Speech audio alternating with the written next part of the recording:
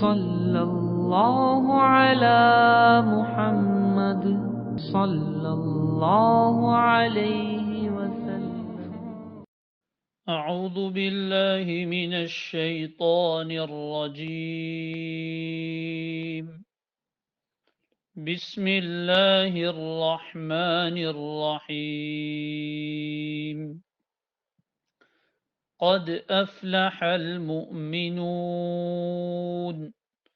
الذين هم في صلاتهم خاشعون والذين هم عن اللغو معرضون والذين هم للزكاة فاعلون والذين هم لفروجهم حافظون إلا على أزواجهم أو ما ملكت أيمانهم فإنهم غير ملومين فمن ابتغى وراء ذلك فأولئك هم العادون والذين هم لأماناتهم وعهدهم راعون والذين هم على صلواتهم يحافظون أولئك هم الوارثون الذين يرثون الفردوس هم فيها خالدون صدق الله العظيم.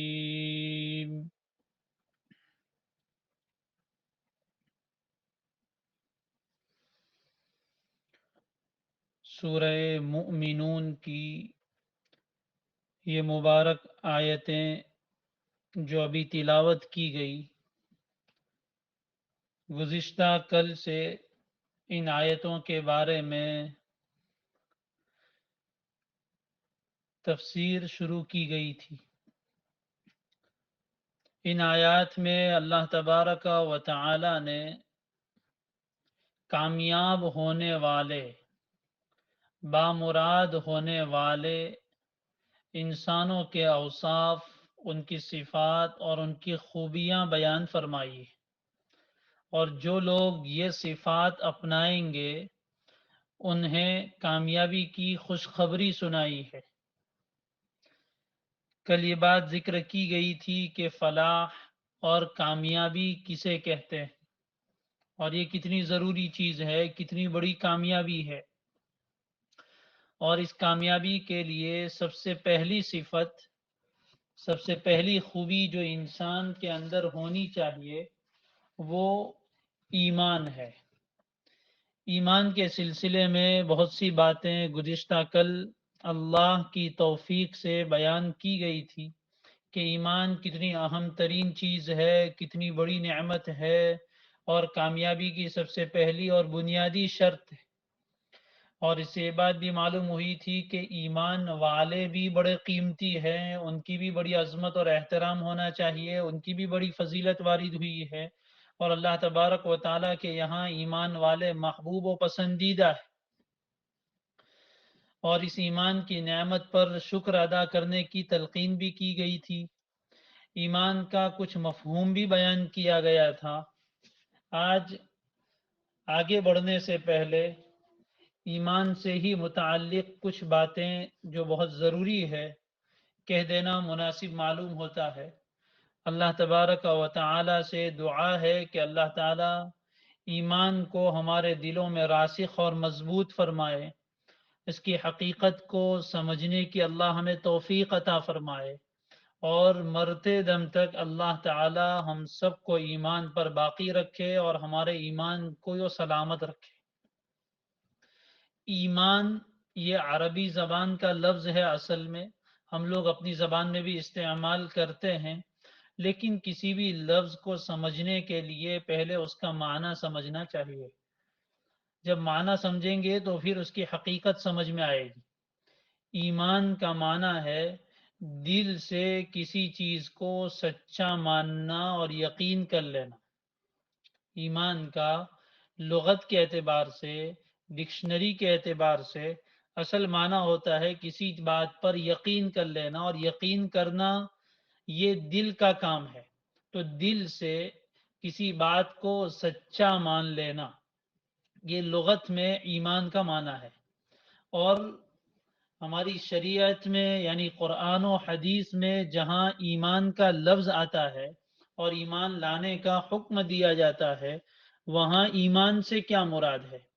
تو علماء فرماتے ہیں کہ ایمان میں 3 چیزیں ضروری ہے. نمبر 1، اپنے دل سے سچا ماننا.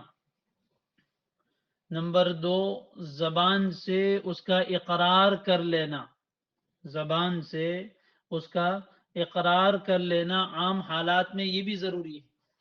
اور پھر اس کے بعد آگے چل کر اپنے اعمال کے ذریعے سے اپنے سچے مومن ہونے کا ثبوت پیش کر دینا.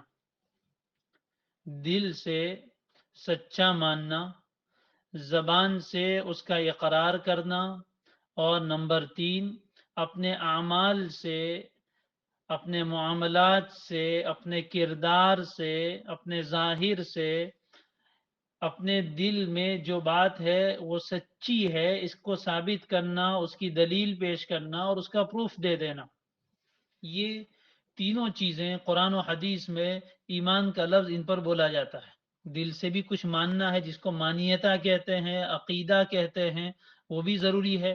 جو عقیدہ ہے زبان سے اس کو ظاہر بھی کرنا ہے، اور پھر ایمان کے جو تقاضے ہیں اس کو پورا کرنا ہے اپنے اعمال کے ذریعے سے. یہ مکمل ایمان بنتا ہے. یہ کامل ایمان کی تعریف کی گئی کہ ایمان مکمل کیسے ہوتا ہے کہ دل سے ان تمام باتوں کو مانے. اب ماننا ہے، سچا ماننا ہے کن باتوں کو؟ تو نبی اکرم صلی اللہ علیہ وآلہ وسلم جو باتیں اللہ کی طرف سے لے کر آئے ہیں ان تمام کی تمام باتوں کو اپنے دل سے سچا مان کر اس پر یقین کرنا. پھر سے کہہ رہا ہوں، ایمان یعنی ماننا. کس کو ماننا؟ کن باتوں کو ماننا؟ تو ماننا ہے ہمیں ان تمام باتوں کو جو اللہ کے نبی صلی اللہ علیہ وآلہ وسلم اللہ تبارک و تعالی کی طرف سے لے کر آئے ہیں. ان تمام باتوں کو اپنے دل سے سچا مان کر اس پر یقین کر لینا. اب اللہ کے نبی صلی اللہ علیہ وسلم کیا لے کر آئے؟ سب سے پہلے آپ پر قرآن مجید نازل کیا گیا. تو قرآن مجید نے جو حقیقتیں بیان فرمائی ہے، جو باتیں بیان کی ہیں، ان میں سے کچھ باتیں ایسی ہیں جو ہمیں آنکھوں سے نظر آتی ہیں، کچھ باتیں ایسی ہیں جو آنکھوں سے نظر نہیں آتی. دونوں باتوں کو ماننا ہے. اس کو کہتے ہیں ایمان بالغیب، آنکھوں سے نظر نہ آنے والی باتوں کو بھی مان لینا. اور قرآن نے جو جو حقائق بیان کیے ہیں، جو باتیں بیان کی ہے، جو قصے بیان کیے ہیں، جو احکام بیان کیے ہیں، ان تمام باتوں کو اپنے دل سے سچا مان کر اس پر یقین کرنا. پھر قرآن کی شرح کرتے ہوئے، اس کی تفسیر کرتے ہوئے نبی صلی اللہ علیہ وسلم نے جو ارشادات فرمائے جنہیں ہم احادیث کہتے ہیں، انہیں بھی ماننا، اس پر بھی ایمان لانا. ان تمام احکامات کو تسلیم کر لینا، قبول کر لینا، ایکسیپٹ کر لینا، مان لینا، اس پر یقین لانا، اس کو یہ ہے. اور پھر زبان سے اس کا اقرار کرنا کہ لا الہ الا اللہ محمد الرسول اللہ، اللہ کے سوا کسی کی عبادت نہیں. اور پھر محمد صلی اللہ علیہ وسلم کو اللہ کا رسول مانا، اللہ کا پیغام بر مان لیا کہ اللہ کے پیغام لانے والے ہیں، میسنجر ہے. تو وہ اللہ کی طرف سے جو کچھ پیغام لائے وہ سب پیغام برحق ہیں، سچے ہیں، اس کو مان لینا، چاہے وہ ہماری سمجھ میں آئے یا نہ آئے. چاہے وہ ہماری سمجھ میں آئے یا نہ آئے. ایک بہت بڑے فتنے کی طرف اشارہ کر رہا ہوں. آج کل بہت سے لوگ اپنے آپ کو مسلمان بھی کہتے ہیں، لیکن شریعت کے معاملے میں یہ الفاظ ان کی زبان پر آتے ہیں کہ یہ شریعت کا حکم ہے لیکن میری سمجھ میں تو نہیں آتا. نعوذ باللہ، یہ بہت خطرناک جملہ ہے. تیری سمجھ ہی کیا ہے کہ جس کو تو معیار بنا رہا ہے؟ اس لیے میں نے کہا سمجھ میں آئے یا نہ آئے، دل چاہے یا نہ چاہے، اس کو مان لینا، یہ ایمان ہے. اور اس کے مقابل اس کے مخالف، اس کے اپوزٹ میں جتنی باتیں ہیں ان باتوں کو رد کرنا اور اس کا انکار کرنا. قرآن نے جو بیان کیا، حدیث نے جو بیان کیا، شریعت نے جو بیان کیا، اس کو ماننا، اور اس کے مقابل، اس کے اپوزٹ اور اس کے مخالفت میں جو باتیں ہیں ان باتوں کا انکار بھی کرنا ہے. قرآن یہ کہتا ہے کہ اللہ ایک معبود ہے، اس کے سوا کوئی معبود نہیں، تو اللہ کے علاوہ جن جن لوگوں کی عبادت کی جا رہی ہے ان تمام کا انکار یہ بھی ضروری ہے. آپ جو کلمہ پڑھتے ہیں اس میں سب سے پہلے ہے لا الہ، اللہ کے علاوہ جتنی چیزوں کی دنیا میں عبادت کی جاتی ہے، پوجا کی جاتی ہے، اس کی الہیت کا، اس کے معبود ہونے کا انکار کرنا یہ پہلے ہے، اور الا اللہ یہ بعد میں ہے کہ اللہ کے لیے ہی معبود ہونے کو ثابت کیا جائے. تو عام طور پر جو لوگ کہتے رہتے ہیں کہ بھائی سب کے لیے اپنا اپنا مذہب، ہاں وہ مان رہے ہیں، ہم ان کو زبردستی دین میں داخل نہیں کریں گے، لیکن کوئی انسان اللہ کو بھی معبود مانے اور اللہ کے علاوہ جن کی عبادت کی جا رہی ہے دوسرے لوگ کر رہے، اس کے بارے میں بھی یہ سمجھے کہ بھائی ان کا دین بھی سچا ہے، نعوذ باللہ یہ آدمی مومن نہیں ہو سکتا. اللہ ہماری حفاظت فرمائے، یہ عجیب فتنوں کے دور میں ہے. ایک جملہ ہم سب اپنے یہاں بولتے رہتے ہیں، نقل کفر کفر نباشد، سرو دھرم سمان، یعنی ہر دھرم سب برابر ہے. یہ جملہ ہم کہیں بسوں کے پیچھے، کہیں اسکولوں کے سویچار میں اور کہیں کہاں کہیں پتہ نہیں ہمارے بچے پڑھ کر آتے ہیں، اور یہ جملہ ہم بھی بچپن سے سنتے آ رہے ہیں، اور بہت سی مرتبہ نعوذ باللہ مسلمانوں کے بچے اور بڑے بول بھی ڈالتے ہیں، یا ہماری آنکھوں کے سامنے سے گزرتا ہے تو ہمیں کچھ اجنبی بھی نہیں لگتا. حالانکہ اس میں کیا ہوا، سرو دھرم سمان کا مطلب ہے کہ ہر دھرم سچا ہے.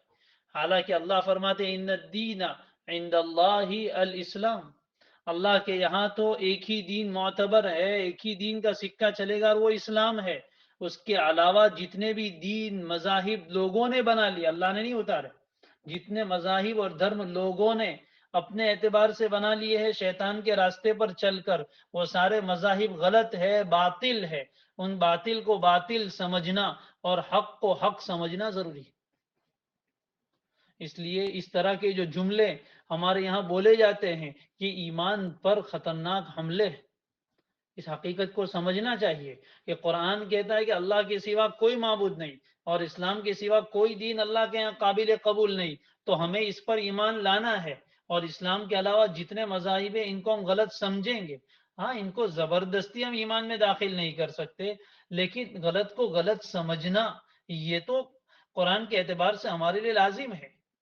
اسی طرح قرآن مجید نے جو حقائق اور جو باتیں ہمارے سامنے بیان کی ہے، اس کی قرآن کی پہلی سورت سورہ بقرہ میں آپ نے پڑھ لیا ذالک الکتاب لا ریب فیہ، یہ ایسی کتاب ہے جس میں کوئی شک کی گنجائش نہیں ہے، اس کی کوئی بات میں شک کر ہی نہیں سکتے. اس لیے اب مثال میں چند دیتا ہوں کہ قرآن کی جو بات ہے اس کو ماننا اور اس کے مقابل کی جو باتیں ہیں اس کو رد کرنا، اس کا انکار کرنا یہ ضروری ہے. کل ہی ہم نے پڑھا قد افلح المؤمنون، قرآن یہ کہتا ہے کہ کامیاب وہی لوگ ہیں جو ایمان والے ہیں. اس کا مطلب سیدھا یہ ہوا کہ جو ایمان والے نہیں ہیں وہ کامیاب نہیں ہے. اب اس بات کو ماننا، اور جہاں کہیں ظاہر میں ہم دیکھیں اس کو بار بار اپنے دل و دماغ سے گزارنا کہ ایمان والا ہی کامیاب ہے، ایمان کے بغیر کوئی انسان اس دنیا میں کامیاب نہیں ہو سکتا. دنیا یہ کہتی ہے کہ فلاں کامیاب ہے، مالداری میں کامیابی ہے، عہدوں میں کامیابی ہے، اور سائنسی ترقیوں میں کامیابی ہے، اور بڑے بڑے اسلحے اور ایٹم بم بنا لینے میں کامیابی ہے، بڑی فوج بنانے میں کامیابی ہے. دنیا نے کامیابی کے جتنے معیار بنائے ہیں ان سب معیار کو ہم رد کرے، ریجیکٹ کرے، اور قرآن نے کامیابی کا جو معیار بنایا ہے اس کو ہم مانیں. اسی طرح قرآن ہمیں یہ کہتا ہے کہ، اور اللہ کے نبی صلی اللہ علیہ وسلم نے ہمیں ایک حکم دیا ہے دعا کا، ادعونی استجب لکم، اللہ فرماتے دعا کرو میں تمہاری دعا قبول کروں گا. اور اللہ کے نبی صلی اللہ علیہ وسلم نے دعا کے بارے میں فرمایا لا يرد القدر الا الدعاء، دعا تو تقدیر بھی بدلنے کی طاقت رکھتی ہے، اتنی مؤثر چیز ہے، اتنی طاقتور چیز ہے کہ اس سے کیا نہیں ہو سکتا. لیکن دنیا میں ایک بولیے کہ دعا وعا سے کچھ ہوتا نہیں، نعوذ باللہ. تو اس کو غلط ماننا کہ نہیں دعا سے سب کچھ ہو سکتا ہے، اللہ کی قدرت سے کوئی چیز باہر نہیں. اللہ فرماتے ان اللہ علی کل شیء قدیر، اللہ ہر چیز پر قدرت رکھنے والا ہے. تو اس کو ماننا اور اس کے خلاف جو باتیں دنیا میں چلتی ہے، کانوں میں آتی ہے، ان کو رد کرنا اور اس کا انکار کرنا، اس کو رد کرنا اور اس کا انکار کرنا ہے. اسی طرح قرآن مجید نے ایک حقیقت بیان فرمائی، یمحق اللہ الربا ویربی الصدقات، اللہ سود کو مٹاتے ہیں، بیاج کو، انٹرسٹ کو اللہ مٹاتے ہیں، ویربی الصدقات، اور صدقات کو بڑھاتے ہیں.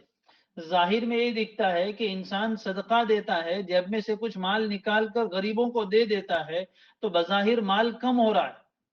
اور اگر انٹرسٹ اور بیاج لیتا ہے، یعنی بیاج پر کسی کو پیسے دیتا ہے، تو پیسے بڑھ کر واپس آتے ہیں. ظاہری آنکھوں سے یہ دکھ رہا ہے کہ سود سے مال بڑھ رہا ہے اور صدقہ دینے سے مال بظاہر کم ہو رہا ہے، لیکن قرآن کہتا ہے یمحق اللہ الربا، سود کو اللہ مٹاتے ہیں، سود سے مال گھٹتا ہے اور صدقے سے مال بڑھتا ہے. یہ قرآن کی بات ہے. آنکھ سے ہم دیکھ رہے ہیں کہ سود سے مال بڑھ رہا ہے اور صدقے سے مال گھٹ رہا ہے، لیکن آنکھ کا دیکھا ہوا غلط ہے. اللہ جو قرآن نے فرماتے ہیں وہ صحیح. یہ قرآن نے جو بات بیان کی، ایک ایک چیز کو سمجھنا اور اس پر جتنا ایمان لاتے چلے جائیں گے اتنا ہی ایمان ترقی کرتا چلا جائے گا. اسی طرح اس سلسلے میں ایک بات یہ بھی ضروری ہے کہ ہم اس بات پر بھی ایمان رکھیں کہ یہ جو دین اللہ نے اپنے پیغمبر کے ذریعے سے اتارا ہے، یہ دین قیامت تک کے لیے ہے، کسی ایک طبقے کے لیے، کسی ایک برادری کے لیے، کسی ایک کمیونٹی کے لیے نہیں، بلکہ پوری کائنات یعنی پوری دنیا میں ایک ایک چپے چپے پر بسنے والے تمام انسانوں کے لیے اور ہر زمانے کے لیے آپ کا لایا ہوا دین عالمی دین ہے. آپ کا لایا ہوا دین عالمی دین ہے، آخری دین ہے، قیامت تک کے انسانوں کے تمام مسائل کا حل اور سولیوشن لے کر آنے والا دین ہے. اس بات کو بھی ماننا. اس کے مقابلے میں ایک بات چلتی ہے کہ بھائی 21ویں صدی میں زندگی گزار رہے، اب ذرا کچھ چینجنگ لاؤ، سب پرانی باتیں لے کر مت چلتے رہو. یہ ایک دعوت چل رہی ہے دنیا میں، لبرلزم کی ایک دعوت ہے کہ اب اس دور کے مطابق یہ سب تمہاری پرانی باتیں نہیں چلے گی. یہ مدرسے میں کب تک تم پرانا دین پڑھاتے رہو گے؟ ارے کچھ ٹیکنالوجی کا زمانہ ہے، سائنس کا زمانہ ہے، کچھ کمپیوٹر کا زمانہ ہے، تو نئی نئی باتیں پڑھاؤ، یہ پرانی باتیں نہیں چلے گی. نئی باتیں پڑھنے پڑھانے سے انکار نہیں، لیکن چلے گی تو یہی باتیں. ہم اسی اصول پر رہ کر زندگی گزار سکتے ہیں، اور ہمارا دین عالمی دین ہے اور کلی دین ہے، یعنی اس میں انسان کی زندگی سے متعلق ہر شعبے کے متعلق، ہر زمانے کے حالات کے مطابق اللہ تعالیٰ نے بہترین رہنمائی عطا فرمائی ہے. اس بات پر بھی ایمان لانا. اس کے مقابلے میں جو باتیں چل رہی ہے کہ یہ دین نہیں چلے گا، نعوذ باللہ، اس دور میں تم سود سے بچنے کی بات کرتے ہو، یہ کیسے ہو سکتا ہے؟ سود کے بغیر تجارت کیسے ہو سکتی ہے؟ ہو سکتی ہے اور بہت کامیاب ہو سکتی ہے. اس بات پر ایمان یہ ضروری ہے. اور یہ بھی ایمان رکھے کہ دین ہر شعبے میں چلے گا، صرف عبادات میں اور عقائد میں نہیں، بلکہ تجارت میں بھی چلے گا، سیاست میں بھی چلے گا، معاملات میں بھی چلے گا اور معاشرت میں بھی چلے گا. ہر چیز میں ہمارا یہ دین چلنے والا ہے. اس کے احکام ایسے ہیں کہ اسی میں کامیابی ہے. اس سے ہٹ کر جو طریقے اپنائے جائیں گے، اللہ کی قسم اس میں ناکامی ہے، اس میں پریشانیاں ہیں، اس میں انسانوں کا نقصان ہے، فائدہ نہیں ہو سکتا. فائدہ، آسانی، راحت، چین، سکون، امن، اطمینان اللہ تعالیٰ نے اپنے دین پر عمل کرنے میں رکھا ہے. تو ایمان سے متعلق ان باتوں کو اچھی طرح سمجھ لے. اور کن چیزوں پر ایمان لانا ہے وہ کل ذکر کیا تھا، ایمان مجمل اور ایمان مفصل. ایمان مجمل میں ہم پڑھتے ہیں آمنت باللہ کما ہوا باسمائہ وصفاتہ، اللہ کی ذات پر بھی ایمان، اس کے جتنے نام اور صفاتی نام ہیں ان تمام صفات پر بھی ایمان. بڑی افسوس کی بات ہے کہ ہم بچپنی اور پیدائشی اعتبار سے مسلمان ہیں، لیکن ہم اس بات کی فکر نہیں کرتے، اس بات کی کوشش نہیں کرتے کہ اپنے رب کو پہچانیں. اس نے جو اپنے نام قرآن مجید میں بیان کیے ہیں، نبی اکرم صلی اللہ علیہ وسلم نے احادیث مبارکہ میں جو ہمیں اللہ کے مبارک نام بتائے ہیں، یہ اللہ کی معرفت اور اس کی پہچان کے خزانے ہیں، لیکن ہم اللہ کی صفات سے ہی واقف نہیں. یہ ایک لمبا باب ہے، اس کے لیے تفصیل درکار ہے کہ اللہ کی کتنی صفات ہے اور ان صفات میں سے کیسے ایمان لانا ہے اور اس کی صفات کیسی ہے۔ علماء نے تو الحمدللہ اس باب میں فریضہ انجام دے دیا، مستقل تفصیلات کتابوں میں لکھی اور بیان کرنے والے بیان کر رہے ہیں۔ اب ضرورت ہے کہ پیاسے کنویں کے پاس جائے، پیاسے کنویں کے پاس جائے اور علماء سے جا کر کہے کہ ہمیں سمجھاؤ تو صحیح کہ اللہ کی صفات کون سی ہے، ان پر کیسے ایمان لائے۔ جتنا اللہ کی صفات کو جانتے چلے جائیں گے اتنا ہی ایمان پختہ اور مضبوط ہوتا چلا جائے گا۔ تو اللہ کی ذات پر بھی ایمان، اس کی صفات پر بھی ایمان۔ آمنت باللہ کما ہوا باسمائہ وصفاتہ، اور اس کے بعد ہم نے پڑھا تھا مکتب میں وقبلت جمیع احکامہ، وقبلت جمیع احکامہ، اور میں نے اللہ کے تمام احکام کو قبول کر لیا۔ یہ ہم نے اقرار کیا تھا، وقبلت جمیع احکام، اللہ کے تمام احکام کو میں نے قبول کیا، وہ چاہے مجھے آسان ہو یا مشکل ہو، اس میں میرا فائدہ ہو یا نقصان ہو، اس کے تمام احکام کو میں نے قبول کیا، میں نے ایکسیپٹ کیا۔ جب تک آدمی اس پر ایمان نہ لائے وہاں تک وہ مومن نہیں ہو سکتا۔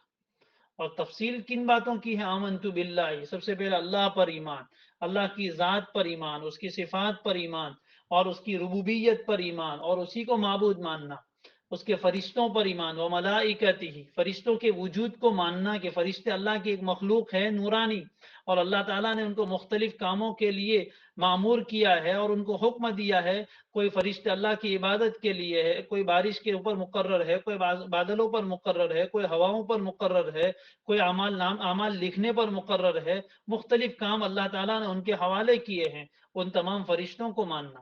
اس کے لیے آسانی بات یہ ہے کہ ایک بہت چھوٹی سی کتاب تعلیم الاسلام ہم نے مکتب میں پڑھی تھی، لیکن بہت بچپنے میں پڑھی تھی، اب بھول گئے، دوبارہ اس کو ایک مرتبہ پڑھا جائے، اس کا مطالعہ کیا جائے، اس میں سب تفصیلات موجود ہیں۔ وکتبہ، اس کی کتابوں پر ایمان، ورسلہ، اس کے رسولوں پر ایمان، والیوم الآخر، آخرت کے دن پر ایمان، والقدر خیرہ وشرہ من اللہ تعالی، اور اللہ کی طرف سے ہر تقدیر مقرر ہے، اس تقدیر پر ایمان، والبعث بعد الموت، اور مرنے کے بعد دوبارہ زندہ ہونا ہے اور اللہ کے سامنے کھڑا ہونا ہے، اس بات پر ایمان۔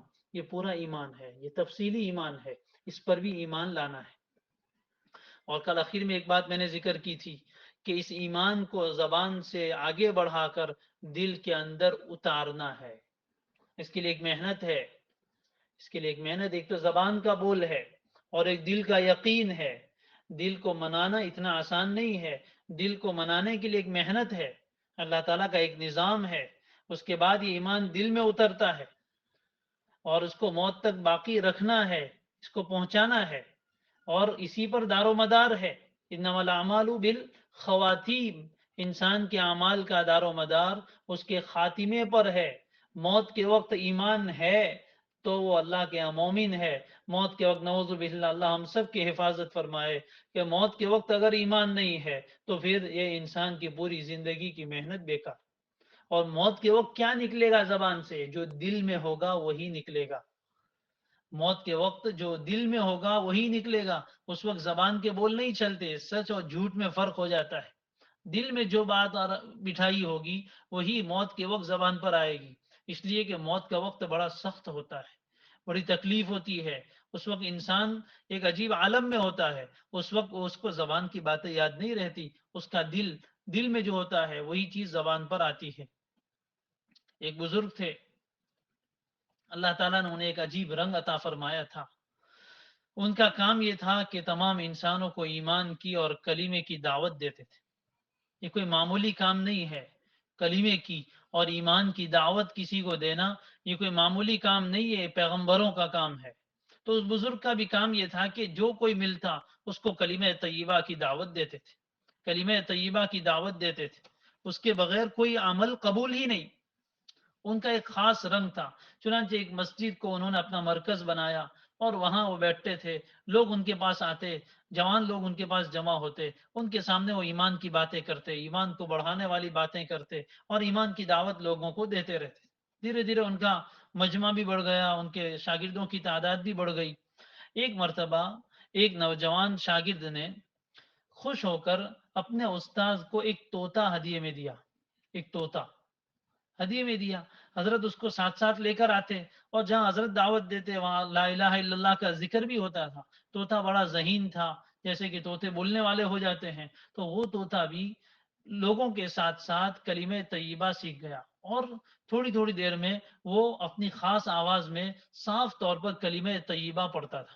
اور جب وہ مجمع میں کلمہ طیبہ پڑھتا تو سب پر ایک عجیب کیفیت طاری ہوتی تھی پرندے کی زبان سے کلمہ سن کر. چنانچہ یہ معاملہ چلتا رہا. ایک دن حضرت مسجد میں تشریف لائے لیکن اکیلے تھے. آج حضرت کے ساتھ آپ کا طوطا نہیں تھا.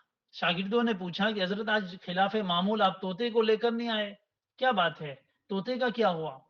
حضرت رونے لگے اور اتنا روئے کہ سسکیاں بن گئی، ہچکیوں سے رونے لگے. شاگردوں نے پوچھا کہ حضرت کیا ہوا؟ فرمایا کہ کل بلی اس کو کھا گئی، اور پھر دوبارہ ہچکیاں لے کر رونے لگے. شاگردوں نے بڑی تسلی دی، حضرت کو تعزیت کی اور کہا کہ حضرت آپ کو فکر کرنے کی بات نہیں، ہم کل ایسا ہی ایک اور طوطا لا کر آپ کے سامنے پیش کر دیں گے، اس سے آپ کا غم کچھ ہلکا ہو جائے گا. اس پر حضرت نے جو بات کہی وہ دل میں بٹھانے کی ہے، وہ سننے کی ہے. فرمایا کہ میں اس طوطے کے مرنے پر نہیں رو رہا ہوں، اصل کل رات سے مجھے رونا اس بات پر آ رہا ہے کہ جب بلی نے آ کر اس کو پکڑا تو مجھے یہ گمان تھا کہ اس کی زبان سے کلمہ نکلے گا، اس لیے کہ وہ کلمہ بہت پڑھتا تھا. جب بلی نے اس کو پکڑا تو اس کی زبان سے میں یہ سوچ رہا تھا، میرا یہ گمان تھا کہ وہ کلمہ اس کی زبان سے نکلے گا، لیکن ہوا یوں کہ اس کی زبان سے کلمے کے بجائے وہ دوسری آواز نکلی جو طوطے کی ہوا کرتی ہے. اس پر مجھے افسوس ہے کہ یہ پوری زندگی کلمہ پڑھتا رہا اور مرتے وقت کلمہ اس کی زبان پر نہ آ سکا. وجہ کیا تھی؟ وجہ یہ تھی کہ کلمہ صرف طوطے کی زبان پر تھا، اس کے دل کے اندر نہیں تھا. دل میں جو چیز تھی وہی موت کے وقت نکلی. حضرت نے روتے ہوئے فرمایا کہ اصل ڈر اس بات کا ہے کہ کہیں ہمارے ساتھ بھی یہ معاملہ نہ ہو کہ ہم زندگی بھر زبان سے کلمہ پڑھتے رہیں، لا الہ الا اللہ محمد الرسول اللہ، اور جب موت کا وقت آئے، وہ سختی کا وقت آئے، اس وقت ہماری زبان پر کلمہ نہ ہے، کہیں ایسے خسارے کا سودا نہ ہو جائے. حضرت کی یہ بات سن کر مجمع پر گریا طاری ہو گیا. سب جوان رونے لگے اور اللہ سے اس بات کی دعا کرنے لگے کہ کلمہ طیبہ ہمارے دلوں میں اتر جائے. ہمیں بھی اس چیز کی فکر کرنی ہے، اللہ سے مانگنا ہے اللہم ثبتنا علی الایمان وامتنا علی الایمان. اللہ ہمیں ایمان پر ثابت قدمی عطا فرما اور ہمیں موت بھی ایمان پر عطا فرما. یہ عجیب دور ہے. نبی اکرم صلی اللہ علیہ وسلم نے جس دور کے بارے میں فرمایا کہ لوگوں کے اوپر ایک ایسا زمانہ آئے گا، لوگوں کے اوپر ایک ایسا زمانہ آئے گا کہ ایمان پر ثابت قدم رہنا اتنا مشکل ہوگا جتنا کہ کوئی آدمی ہاتھ میں انگارہ پکڑے اور اس کے اوپر پھر مٹھی بند کرے. انگارہ جب ہتھیلی پر رکھتا ہے تو نیچے والا حصہ جلتا ہے، اور پھر اس پر مٹھی بند کرتا ہے تو انگلی والا حصہ بھی جلتا ہے. اس کو ہاتھ میں لے کر کھڑے رہنا بڑا مشکل کام ہے. پھر آپ نے فرمایا کہ صبح کا مومن شام کو کافر اور شام کا مومن صبح کو کافر ہو جائے. اس لیے ذرا اس بارے میں ہمیں بہت محتاط رہنا چاہیے، بہت اپنی زبان کی بھی حفاظت کرنی چاہیے. ہر کس و ناکس کی باتیں اپنی زبان پر نہیں لانی چاہیے. بہت سے گانے ایسے ہیں جو ایمان گھاتک ہوتے ہیں، ایمان کو خطرے میں ڈال لینے والے ہوتے ہیں. اللہ تعالیٰ ایسے گانوں سے ہماری حفاظت فرمائے. جو امت میں ایسا عجیب ماحول ہے، گانے کی طرف ہمارے نوجوان لڑکے اور لڑکیاں شیدائی ہے، اور پھر وہ ایسا دل و دماغ پر سوار ہوتا ہے کہ بار بار زبان پر آتا ہے. کتنے ہی گانے ایسے ہیں جس کو زبان پر لانے سے انسان کافر ہو جاتا ہے، اور ایک مرتبہ ایمان نکل گیا تو نکاح بھی ٹوٹ جاتا ہے، آگے بڑے مسائل آ جاتے ہیں. اور یہ بات بھی سمجھ لینی چاہیے کہ دین کی جو ضروری باتیں ہیں، یعنی ایسی ضروریات دین جس کو سب مسلمان جانتے ہیں، ان میں سے کسی ایک چیز کا انکار بھی انسان کو ایمان کے دائرے سے باہر نکال دیتا ہے. مثال کے طور پر 5 وقت کی نمازیں فرض ہے، قرآن مجید سے ثابت ہے. نعوذ باللہ ثم نعوذ باللہ کوئی انسان یوں کہے کہ میں نماز کو فرض نہیں مانتا تو یہ انسان کافر ہو جائے گا. دین کی کسی ادنا سی ادنا بات کا مذاق اڑانا یہ انسان کو ایمان کے دائرے سے باہر نکال دیتا ہے. بڑی خطرے کی چیزیں ہیں. اس لیے اس سلسلے میں ہمیں بہت چوکنا، بہت محتاط رہنا چاہیے، بہت اپنی بھی حفاظت کرنی چاہیے، دوسروں کو بھی یہ باتیں سمجھانی چاہیے. ایمان کی اہمیت کو اپنے دل میں بٹھانا چاہیے. یہ ایمان بڑا عظیم ہے. اللہ تعالی ہم سب کو کامیابی کی پہلی شرط ایمان پر ثابت قدمی عطا فرمائے، اس کو ہمارے دل و دماغ میں راسخ اور مضبوط فرما دے. اللہ تعالی ایمان کے علاوہ دوسری جتنی چیزیں ہیں اس کو ہمارے دلوں سے نکالے، ان سے نفرت عطا فرمائے۔ اس سلسلے میں کوئی کمپرومائز نہیں ہو سکتا، کوئی باندھ چھوڑ نہیں ہو سکتی، کسی شرک کی ادنا سے ادنا بات کے ساتھ ایمان کا جمع ہونا ناممکن ہے۔ ایمان اور شرک دونوں ایک دوسرے کی ضد اور اپوزٹ ہے، جیسے اندھیرا اور روشنی ایک ساتھ جمع نہیں ہو سکتی، ویسے ایمان اور شرک بھی ایک ساتھ جمع نہیں ہو سکتے۔ شرک سے بیزاری اور ایمان کے علاوہ دوسری جو چیزیں ہیں ان سے اپنے آپ کو لا تعلق ظاہر کرنا، اپنے آپ کی برات ظاہر کرنا، یہ ضروری ہے۔ اس لیے ایمان کے سلسلے میں بہت چوکنا ہونا چاہیے، علماء کے پاس جا کر ایمان کے مسائل بھی سیکھنے چاہیے۔ بہت سے ایسے کلمات علماء نے جمع کیے ہیں جن کو اپنی زبان پر لانے سے انسان کافر ہو جاتا ہے۔ اس کو کلمات کفر کہتے ہیں، کفریہ کلمات ایسے ہیں، بہت سے ہمارے یہاں آج کل چلتے رہتے ہیں، لوگ بولتے رہتے ہیں اور انہیں احساس بھی نہیں کہ ہم ایمان سے نکل گئے۔ اس لیے اس سلسلے میں بہت ایمان کی اہمیت اور عظمت، اصل بات یہ ہے کہ ہمارے دلوں میں جیسی ہونی چاہیے ویسی نہیں ہے۔ اللہ تعالی ہمیں ایسی سچی ایمان کی محبت عطا فرمائے اور ایمان کو اپنی جان سے زیادہ عزیز رکھنے کے اللہ ہمیں توفیق دے، ہمارے دلوں کو ایمان کے نور سے منور فرما دے۔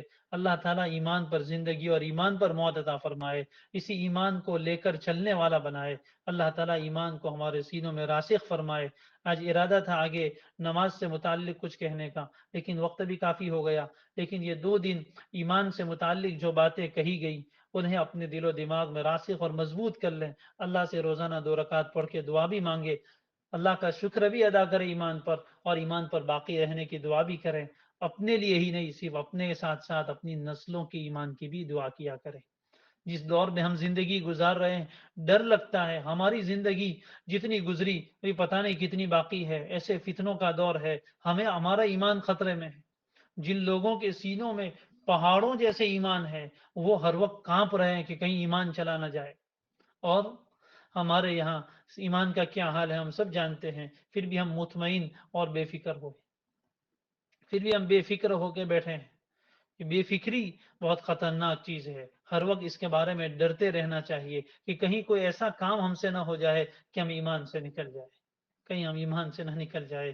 ایمان کی قدر انہیں ہوتی ہے جن کے ایمان پر خطرے آتے ہیں، ایمان پر کبھی تو آزمائشیں آتی ہیں۔ وَحَسِبَ النَّاسُ أَن يُتْرَكُوا أَن يَقُولُوا آمَنَّا وَهُمْ لَا يُفْتَنُونَ۔ قرآن میں اللہ فرماتے کیا لوگوں نے یہ سمجھ رکھا ہے کہ وہ اپنی زبان سے کہہ دیں گے کہ ہم ایمان لے آئے اور انہیں چھوڑ دیا جائے گا، بس انہیں آزمایا نہیں جائے گا؟ نہیں، آزمائش ہوگی۔ آزمائش مختلف طریقوں سے اللہ تعالیٰ کرتے ہیں، اس کو اختیار ہے، وہ ٹھوک بجا کر دیکھتے ہیں۔ حضرت بلال حبشی رضی اللہ تعالیٰ عنہ کا واقعہ بارہا ہم نے فضائل اعمال میں، حکایت صحابہ میں سنا ہے کہ جب ان کو کفار کی طرف سے ستایا جاتا تھا اور سخت گرم زمین پر گھسیٹا جاتا تھا اور ان کے سینے پر چٹان رکھی جاتی تھی، وہ احد احد کا جو نعرہ لگاتے تھے، اس کے بعد وہ کہتے تھے کہ کوئی آدمی جب مٹی کا برتن اور مٹکا خریدتا ہے اس کو بھی ٹھوک بجا کر دیکھتا ہے کہ صحیح طور پر ہے یا نہیں، تو اللہ تعالیٰ نے مجھے خریدا ہے تو کیا وہ مجھے ٹھوک بجا کر نہیں دیکھے گا؟ امتحان آتے ہیں، آزمائشیں آتی ہیں، کبھی مالی طور پر آزمائش آتی ہے، کبھی جانی طور پر آزمائش آتی ہے، کبھی خوف آتا ہے، کبھی کسی اعتبار سے ڈرایا جاتا ہے۔ ان چیزوں کے ڈر میں آ کر انسان کہیں ایمان نہ چھوڑ بیٹھے۔ صحابہ کے واقعات اس وقت ہمیں یاد رکھنے کی ضرورت ہے۔ حکایت صحابہ کو معمولی نہ سمجھو، فضائل اعمال میں جو حکایت صحابہ ہے ان واقعات کو دل سے پڑھنا چاہیے، آج بھی پڑھیں، ایسی ہی کیفیت تازہ ہوتی ہے، دل حرارت ایمانی سے گرما جاتے ہیں، ایک حوصلہ ملتا ہے کہ صحابہ نے کیسے مشکل وقت میں اپنے ایمان کو بچایا، ان کو ایمان سے پھیرنے کے لیے کفار نے کتنے زور لگائے، کتنی سزائیں دی اور کتنی اعتبار سے ستایا، ان پر زمین تنگ کی، لیکن وہ ایمان پر ڈٹے رہے، ایمان پر جمے رہے۔ ہاں، ایمان ایسی ہی چیز ہے جب دل میں اترتا ہے تو پھر نکلتا نہیں۔ قرآن مجید میں جو واقعات اللہ تبارک و تعالیٰ نے ہماری عبرت کے لیے بیان فرمائے ہیں، ہماری نصیحت کے لیے بیان فرمائے ہیں، وہ فرعون کی بیوی حضرت آسیہ رضی اللہ عنہا و ارضاہا، ان کا واقعہ قرآن مجید کے 28ویں پارے کے آخری صفحے پر اللہ تعالیٰ نے مثال کے طور پر بیان فرمایا ہے۔ وَضَرَبَ اللَّهُ مَثَلًا لِلَّذِينَ آمَنُوا امْرَأَتَ فِرْعَوْنَ، ایمان والوں کے لیے اللہ نے فرعون کی بیوی آسیہ کی مثال بیان فرمائی۔ کون فرعون؟ جس نے خود انا ربکم الاعلی کا دعویٰ کیا تھا کہ میں تمہارا سب سے بڑا رب ہوں، جو ظالم و جابر بادشاہ تھا، اللہ نے ایمان حضرت آسیہ کے دل میں ڈال دیا۔ وہ عجیب اس کی شان ہے، کبھی آزر جیسے بت بنانے والے کے گھر میں ابراہیم جیسے موحد کو کھڑا کرتا ہے، اور کبھی فرعون جیسے ظالم و جابر بادشاہ کے گھر میں اس کی بیوی کو ایمان دے دیتا ہے، اور جب وہ ایمان لینے پر آتا ہے تو حضرت نوح کے گھر میں ان کا بیٹا ایمان سے محروم رہ جاتا ہے۔ اللہ تعالیٰ کی عجیب شان استغنا ہے، وہ دکھاتے ہیں اپنی قدرت کے اور استغنا کے نمونے۔ فرعون کی بیوی حضرت آسیہ رضی اللہ عنہا کو اللہ تعالیٰ نے ایمان کی دولت سے نوازا، اور ان پر کیسی آزمائشیں آئی۔ فرعون کون تھا؟ ذی الاوتاد، انتہائی ظالم اور سخت دل انسان، جو جب سزا دینے پر آتا تو کیل ٹھوک دیتا تھا، جسموں میں کیلے ٹھوک دیتا تھا۔ اس نے حضرت آسیہ کو کیسے کیسے ستایا، اور ان کو ایمان سے ہٹانے کے لیے کیسی کیسی سزائیں دی۔ وہ شہزادی اور وہ بادشاہ کی بیوی، وہ ملکہ اور رانی، لیکن جب ایمان کے اوپر آزمائش آئی تو انہیں ستایا گیا، تکلیفیں دی گئی، جسم کو اذیتیں پہنچائی۔ ایک عورت ذات ویسے ہی وہ نازک ہوتی ہے، اور وہ بھی شہزادی اور وہ بھی ملکہ، اس کو ستایا گیا۔ لیکن ایمان ایسا ہے کہ جب دل میں ایک مرتبہ اتر جائے، جان تو نکل سکتی ہے لیکن ایمان دل سے نہیں نکل سکتا۔ وہ برداشت کرتی رہی، فرعون کی طرف سے ہر آنے والی تکلیف کو برداشت کرتی رہی، اور اللہ سے دعا کیا کر گئی؟ رب ابن لی عندک بیتا فی الجنہ، اے اللہ، اے میرے رب، جنت میں اپنے پاس میرے لیے ایک گھر بنا دے۔ میں فرعون کے اس محل کو ٹھکراتی ہوں لیکن مجھے اپنے پاس محل عطا فرما دے۔ یہ ایمان ہے، جب دل میں اترتا ہے اور راسخ ہو جاتا ہے تو کسی ظالم کا ظلم اس کو ایمان سے ہٹا نہیں سکتا، کسی لالچ دینے والے کی لالچ اس کو ایمان سے ہٹا نہیں سکتی، اور کسی خوف دلانے والے کا خوف اس کو ایمان سے ہٹا نہیں سکتا، اور دنیا کی کوئی طاقت اس کو ایمان سے ہٹا نہیں سکتی، کوئی خوف اور کوئی ڈر اس کو ایمان سے ہٹا نہیں سکتا۔ ایسے مضبوط ایمان کی مجھے اور آپ کو ضرورت ہے۔ جس حالات میں ہم زندگی گزار رہے ہیں، لگتا یہ ہے کہ اس کے بعد اور سخت ترین حالات پیش آنے والے ہیں۔ اللہ تعالی ہمیں ثابت قدمی عطا فرمائے، ہمیں اپنے ایمان کے بارے میں، اپنی اولاد کے ایمان کے بارے میں بہت متفکر اور فکر مند ہونے کی ضرورت۔ آج ہم اپنے بچوں کو سب کچھ سکھا رہے ہیں، اور ان کے فیوچر بنانے کے نام پر دن بھر ان کو اسکولوں میں ڈال کر، ٹیوشنوں میں بھیج کر دینی تعلیم سے انہیں محروم کر رہے ہیں۔ نہیں بتاتے کہ ایمان کیا چیز ہے، نہیں بتاتے کہ اللہ کیسا ہے، نہیں بتاتے، اپنے صحابہ کے واقعات نہیں سناتے۔ ہمارے پاس اپنے بچوں کے لیے وقت نہیں ہے۔ یہ اللہ نے وقت دیا ہے، گھروں میں بیٹھے ہیں، گھروں میں قید ہیں، اس قید کو غنیمت سمجھو، اپنے بچوں کو لے کر بیٹھیں اور انہیں سنائیں ایمان کی مضبوطی کے واقعات، ایمان سمجھائیں کہ کیا ہے ایمان، تاکہ یہ بچے ایمان پر باقی رہیں، ورنہ معاملہ بڑا خطرناک ہے۔ جو سوچتے ہیں تو رونگٹے کھڑے ہو جاتے ہیں۔ کل قیامت کے دن اگر ہمارے سامنے ہماری اولاد کو، ہماری اولاد کی اولاد کو جہنم میں ڈالا گیا اور کافروں کے صف میں کھڑا کیا گیا، کیا یہ منظر ہم اپنی آنکھوں سے دیکھ سکیں گے؟ کیا ہم اس کو برداشت کر سکیں گے؟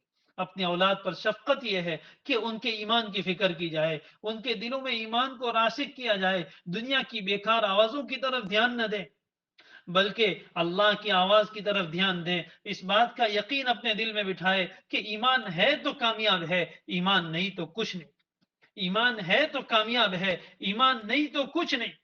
اگر ہمارے بچوں کے سینوں میں ایمان نہ ہے، خدا نہ خواستہ، تو اور وہ چاہے دنیا بھر کا مالدار بن جائے، وہ دنیا میں کتنی ترقی کر لیں، دنیا میں کتنا ہی فیمس ہو جائے، اللہ کی قسم وہ ناکام ہے۔ اور اگر ہمارے بچوں کے پاس ایمان ہے، وہ اپنے مالک کو پہچانتا ہے، اس کے پاس اچھی گاڑی نہیں ہے، اس کے پاس اچھا مکان نہیں ہے، اس کے پاس اچھے کھانے کی چیزیں نہیں ہے، وہ ہمیں بہت اچھا علاج نہیں کروا سکتے، کوئی فکر کی بات نہیں ہے۔ اللہ کے نبی صلی اللہ علیہ وسلم دنیا سے پیٹ پر پتھر باندھتے باندھتے گئے ہیں، گھر میں چراغ جلانے کو تیل نہیں تھا، ایسی حالت میں دنیا سے گئے ہیں، لیکن دنیا کے سب سے کامیاب ترین انسان آپ تھے۔ کامیابی اللہ نے ایمان میں رکھی ہے، اس بات کا یقین اپنے دل میں مضبوطی سے بٹھا لیجئے۔ دنیا میں فتنے کا زمانہ ہے، بہت آوازیں اٹھ رہی ہے، بہت شور اٹھ رہے ہیں، ان شور میں ہم قرآن کی آواز کو بھول گئے ہیں۔ اس قرآن کی آواز کو اپنے کانوں میں بسا لیجئے، اپنے دلوں میں اتار لیجئے۔ قد افلح المؤمنون، قد افلح المؤمنون، قد افلح المؤمنون کہ مومن ہی کامیاب ہو سکتے ہیں اور کوئی کامیاب نہیں ہو سکتا. فمن زحزح عن النار وادخل الجنة فقد فاز. قرآن کہتا ہے جو جہنم سے دور کر دیا گیا جنت میں داخل کر دیا گیا وہ ہوا کامیاب، وہ ہوا کامیاب. قرآن کامیاب اسے ہی کہتا ہے. ان باتوں کو اپنے دل میں بٹھا لیجئے. اللہ میرے دل میں بھی اتار دے، آپ کے دل میں بھی اتار دے. اللہ ہم سب کو ایمان پر ثابت قدمی اور استقامت عطا فرمائے. وآخر دعوانا ان الحمد للہ رب العالمین. دعا کر لیجیے. الحمد لله رب العالمين عدد خلقه ورضا نفسه وزنة عرشه ومداد كلماته لا نحصي ثناء عليك أنت كما أثنيت على نفسك. يا رب صل وسلم دائما أبدا على حبيبك خير الخلق كلهم. جزا الله عنا سيدنا وحبيبنا وشفيعنا محمدا بما هو أهله. رب اغفر وارحم وتجاوز ما تعلم إنك أنت العز الأكرم. اللهم ثبتنا على الإيمان وأمتنا على الإيمان واحشرنا يوم القيامة مع المتقين مع الأبرار. اللهم توفنا مسلمين والحقنا بالصالحين. اللهم توفنا مسلمين والحقنا بالصالحين.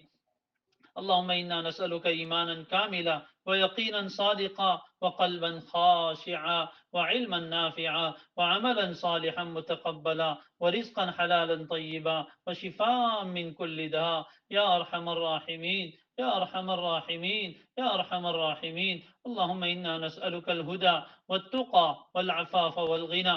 اللهم إنا نسألك الصحة والعفة والأمانة وحسن الخلق والرضا بالقدر. اللهم إنا نسألك رضاك والجنة ونعوذ بك من سخطك والنار. یا ارحم الراحمین. پیارے اللہ، اے ہمارے پیارے رب، اے ہمارے پیارے رب، ہم تیرے گنہگار بندے اور بندیاں دنیا کے مختلف علاقوں میں بیٹھے ہوئے ایک ساتھ جڑے ہوئے ہیں. ایک آواز کہیں سے نکل رہی ہے اور کہاں کہاں پہنچ رہی ہے. پیارے اللہ، ان سب کے دلوں کو آپ جوڑ دیجئے. اللہ ہم سب کو ایک سمجھ کر ہم پر اپنی محبت کی نظر ڈال دیجئے، اپنی رحمت کی نظر ڈال دیجئے. اے اللہ ہم سب کے لیے خیر کے فیصلے فرما دیجئے، ہمیں اپنے مقبول بندے اور بندیوں میں شامل فرما لیجئے. اللہ ہم سے راضی ہو جائیے، ہمیں اپنا بنا لیجئے، اپنے کاموں میں لگا لیجئے. اللہ آپ کا احسان، آپ کا شکر کہ آپ نے ایمان جیسی قیمتی نعمت ہمیں بن مانگے عطا فرمائی. پیارے اللہ اس نعمت کی اہمیت عطا فرما، اس کی قدردانی کی توفیق عطا فرما، اس کی عظمت ہمارے دلوں میں پیدا فرما، اس کے لیے جینے اور مرنے کی ہمیں توفیق عطا فرما. اے اللہ ہمارے ایمان کو سلامتی عطا فرما، ایمان کو چھیننے سے حفاظت فرما، اس کے کم ہونے سے حفاظت فرما، اس کے کمزور ہو جانے سے حفاظت فرما. اللہ ہمارے ایمان میں ترقی عطا فرما، ایمانی کیفیت میں اضافہ فرما، یقین میں اضافہ فرما. پیارے اللہ ہمیں ایمان کامل عطا فرما، ایمان کامل عطا فرما، یقین صادق عطا فرما. ہماری اور ہمارے نسلوں کے ایمان کی حفاظت فرما. اللہ اس فتنے کے دور میں ہم آئے ہیں، اللہ ایمان کو لوٹنے والے اسباب بے شمار ہیں اور ہمارے پاس ایمان کی حفاظت کا کوئی سامان نہیں ہے.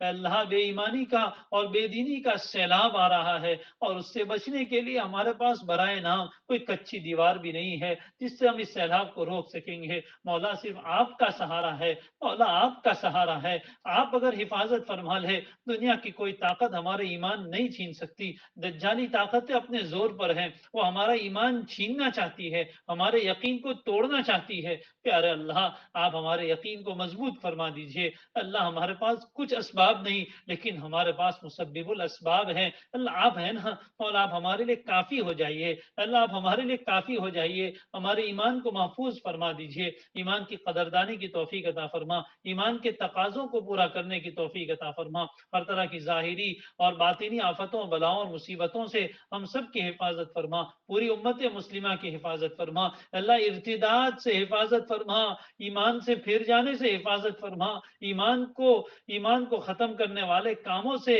ہماری اور پوری امت مسلمہ کی حفاظت فرما. اللہ کلم کلی شرک کی دعوتیں دی جا رہی ہیں. اللہ جانے انجانے میں بھولے پن میں مسلمانوں کو شرک کی طرف کھینچا جا رہا ہے. یہ شرک کے چور دروازے ہیں جہاں سے ہمیں لے جانا چاہتے ہیں. پیارے پیارے اللہ پوری امت کے ایمان کی حفاظت فرما، امت میں بیداری پیدا فرما، اللہ اپنے ایمان کے بارے میں ہر طرح کے سودے بازی سے ہماری حفاظت فرما، اے اللہ ہم سب کچھ چھوڑ سکتے ہیں لیکن ایمان نہیں چھوڑ سکتے، اے اللہ ہم اپنا جان مال سب کچھ چھوڑ سکتے ہیں لیکن ایمان نہیں چھوڑ سکتے، اے اللہ ایمان کی قدر و قیمت ہمیں سمجھا دیجئے، ایمان کے تقاضوں کو پورا کرنے والا بنا، ایمان کی دعوت کو لے کر چلنے والا بنا، پیارے اللہ رحمت کا معاملہ فرما، جو بلا اور مصیبت پوری دنیا پر آئی ہوئی ہے عافیت کے ساتھ اپنے فضل سے ختم فرما، اے اللہ یقیناً اس کے پیچھے آپ کی حکمتیں ہیں، اے اللہ جن کے حق میں ہدایت ہیں انہیں ہدایت عطا فرما، اس مصیبت سے اور وبا سے عبرت لینے کی توفیق عطا فرما، ظالموں کے خاتمے کا ذریعہ بنا، اے اللہ ظالموں کے ظلم کے ختم کا ذریعہ بنا، اے اللہ ایمان والوں کے لیے اے اللہ اس بلا کو رحمت بنا دیجئے، ایمان والوں کے لیے اس بلا کو رحمت بنا دیجئے، اے اللہ جو مسلمان اس میں انتقال کر گئے انہیں شہادت کا درجہ عطا فرما، جو بیمار ہیں انہیں شفا عطا فرما، اے اللہ جو بیمار ہیں انہیں شفا عطا فرما، پیارے اللہ جو کھانے پینے کے اعتبار سے پریشان ہے اللہ عافیت کے ساتھ ان کی ضرورتیں کو پورا فرما، ہمیں ذریعے کے طور پر قبول فرما، پیار اللہ بھوکوں کو کھلانے والا بنا، پیاسوں کو پلانے والا بنا، حاجت مندوں کی حاجتیں پوری کرنے والا بنا، پیارے اللہ رحمت کا معاملہ فرما، مبارک مہینہ قریب آ رہا ہے، پیارے اللہ مسجدوں کی رونقیں دوبارہ لوٹا دیجئے، حرمین شریفین کو پہلے سے زیادہ آباد فرما دیجئے، پیارے اللہ رمضان میں اے اللہ ہمارے لیے مسجدوں میں جمع ہونا آسان فرما، اے اللہ مسجدوں میں جمع ہونا آسان فرما، اللہ ہم مجبور ہیں کچھ نہیں کر سکتے، اے اللہ حکومت کے حکم کے سامنے ہم مجبور ہیں، پیارے اللہ عافیت کے ساتھ ایسے فیصلے فرما کہ رمضان میں ہم مسجدوں میں جمع ہو کر قرآن مجید کو سن سکیں، پیارے اللہ ایسے فیصلے فرما، جماعتوں کی نمازیں پڑھ سکیں، ایسے فیصلے فرما، پیارے اللہ حج مقبول و حج مبرور کی اللہ ہمیں سعادت عطا فرما، پیارے اللہ جنہوں نے ارادے کیے ہیں ان کے ارادوں کی تکمیل کا سامان فراہم فرما، پیارے اللہ رحمت کا معاملہ فرما، امت کو اتنے بڑے فریضے سے محروم نہ فرما، اللہ امت کو اتنے بڑے فریضے سے محروم نہ فرما، اللہ اپنی ناراضگی کو ختم فرما، اللہ آپ راضی ہو جائیے، اللہ آپ راضی ہو جائیے، معاف فرما دیجئے، پیارے اللہ معاف فرما دیجئے، ہم میں سے ہر ایک کے دل میں بہت سی حاجتیں ہیں، بہت سی پریشانیاں ہیں، وہ آپ کے علاوہ کسی کے سامنے نہیں کہہ سکتے اور دلوں میں رکھ کر نہیں سہ سکتے، آپ تو دلوں کے راز سے واقف ہیں، ہم سب کی جائز مرادیں پوری فرما، ہم سب کی پریشانیوں کو دور فرما، اللہ جو مانگا وہ بھی عطا فرما، جو مانگنے سے رہ گیا وہ بھی عطا فرما، اللہ تیرے جو بندے اور بندیاں دنیا کے مختلف علاقوں میں اللہ ان باتوں کو سنتے ہیں، اللہ ان کے سننے کو قبول فرما، اپنی شان شان بدلا عطا فرما، ان کے دامن مراد کو بھر دیجئے، ان کی جھولیوں کو بھر دیجئے، اللہ ہماری دعاؤں کو اپنے فضل سے پیارے نبی صلی اللہ علیہ وسلم کے صدقے میں قبول فرما، وصلی اللہ تعالی علی خیر خلقہ محمد وآلہ وصحبہ اجمعین برحمتک یا ارحم الراحمین۔